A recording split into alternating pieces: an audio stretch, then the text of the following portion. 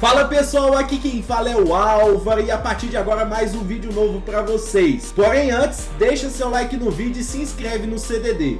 Cada curtida nesse vídeo vai ser mais uma chance pro Cruzeiro se dar bem no ano que vem, em 2023, com grandes títulos iguais ao tamanho do maior time de Minas. Tenham todos um ótimo vídeo. Pessoal, essa aqui é um XBet, a casa de apostas mais famosa do mundo.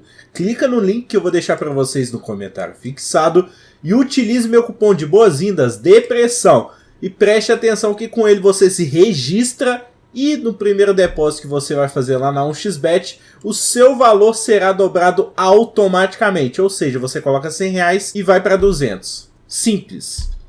A gente vai passar pelo Cruzeiro também rapidamente, lembrando aos torcedores de Minas que os textos estão publicados. O Atlético eu já publiquei no início da série, o do Cruzeiro está vindo muito em breve, né? E o cenário é o pior de todos.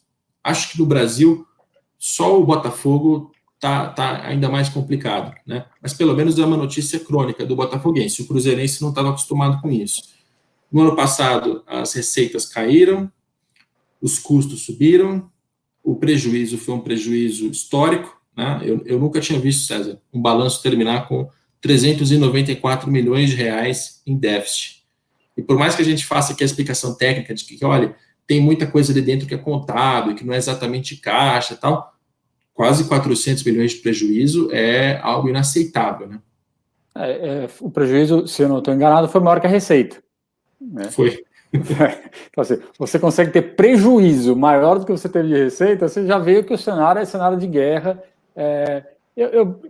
O cruzeirense às vezes não gosta, mas assim, eu acho que o Cruzeiro acabou. O melhor cenário para o Cruzeiro hoje seria começar do zero. Vamos encerrar a atividade, ver o que dá para fazer, vamos começar lá de novo, uma outra realidade, uma outra mentalidade. O que eu acho que vai acabar acontecendo é ter alguém entrando, colocando dinheiro, ajudando e empurrando com a barriga essa situação, tentando renegociar a dívida, tentando alongar tudo, mas vai demorar para o clube voltar, né? É um processo muito complexo. Você tem que carregar dívidas tão grandes na estrutura de um clube que vai faturar quanto? 300, 350 milhões de reais, que vai sobrar ali todo ano 20, 30 para pagar essa conta, menos que isso, nem o torcedor vai aceitar. Então, você precisa de quanto? 200 anos para pagar essa dívida?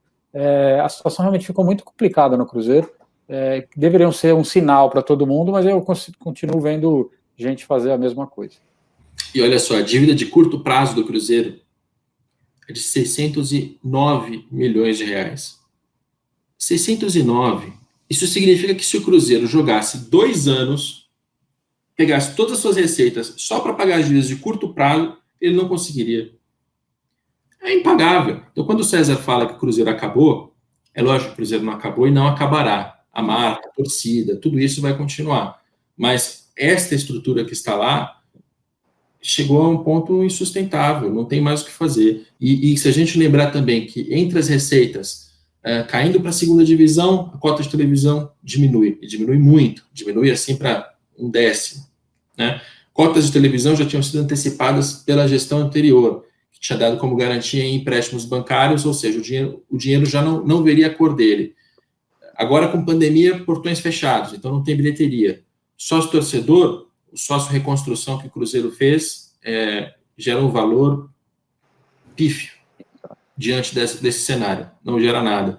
Patrocínios, só que a gente consegue ver é o dono do supermercado colocando dinheiro, mais porque é um cruzeirense e um mecenas do que, de fato, um investidor. Quem é que vai querer se aliar à imagem do Cruzeiro neste momento?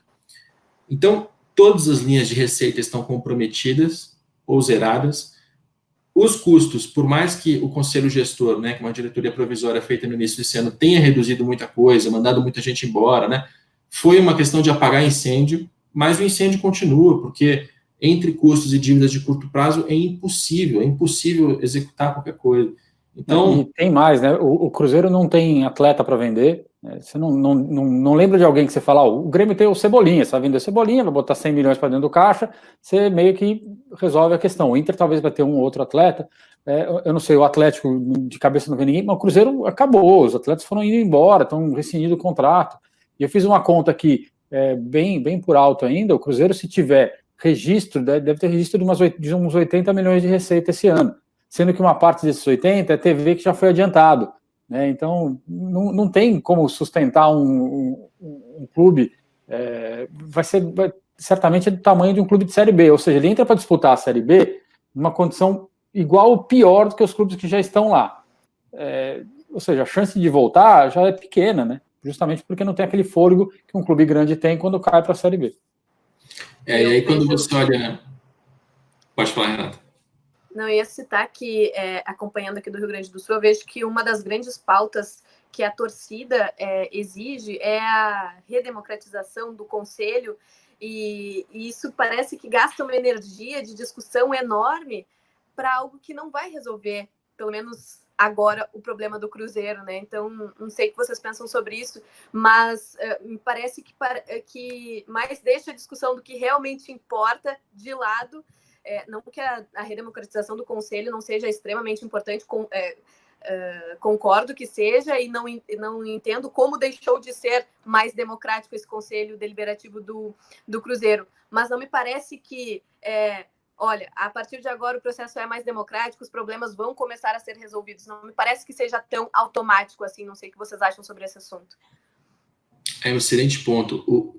Tem um problema grave no Cruzeiro, que é o Conselho Deliberativo é formado pelos mesmos grupos que afundaram o clube.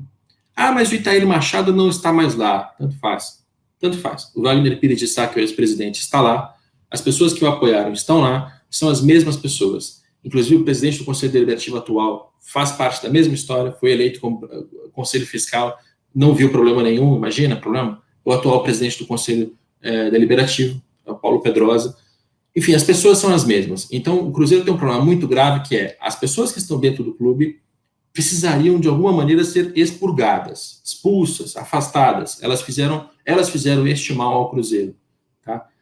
Então, tem a pauta da democratização, eu acho que ela é muito importante ao Cruzeiro por isso, que precisaria haver alguma maneira de arejar esse ambiente político com outras pessoas, com gente nova, que traz, no mínimo, ideias novas e boa intenção para salvar o Cruzeiro, porque as pessoas que estão lá não vão conseguir.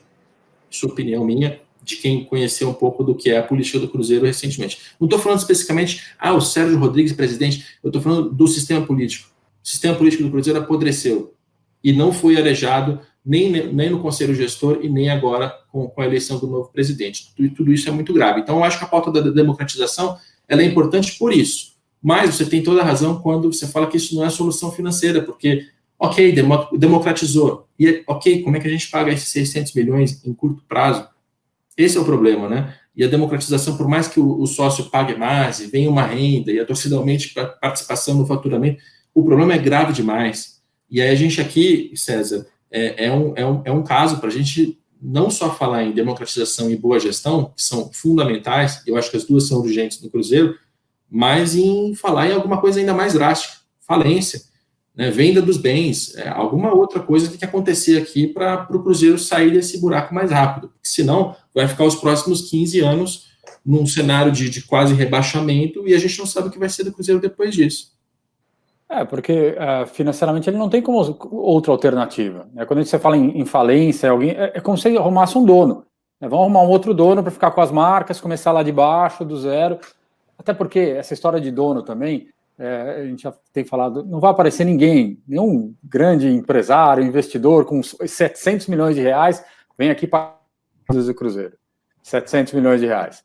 Botar mais 300 para comprar atleta. Mais 500 para resolver, fazer a receita para bancar. Não vai chegar ninguém com esse dinheiro. Não tem condição. Então, assim, o Cruzeiro precisaria ser refundado. Quando eu falo em falir, refunda, pega essas marcas, alguém vai comprar, vai começar a série C, D, compra uma licença de série B do Campeonato Mineiro, recomeça com calma. Tá? Daqui 2, 3, 4 anos você volta à Série A fortalecido. E aí os seus credores vão conseguir receber alguma coisa, aqueles que, infelizmente, alguns não vão receber nada, porque não tem condição, não tem como receber, todo mundo receber. Não vai ter dinheiro para pagar todo mundo. Deixa eu te perguntar uma coisa, você gostaria de viver de YouTube? Fazer seu próprio horário, trabalhar de onde você quiser e principalmente gerar muita receita? Pois é, hoje é a sua chance.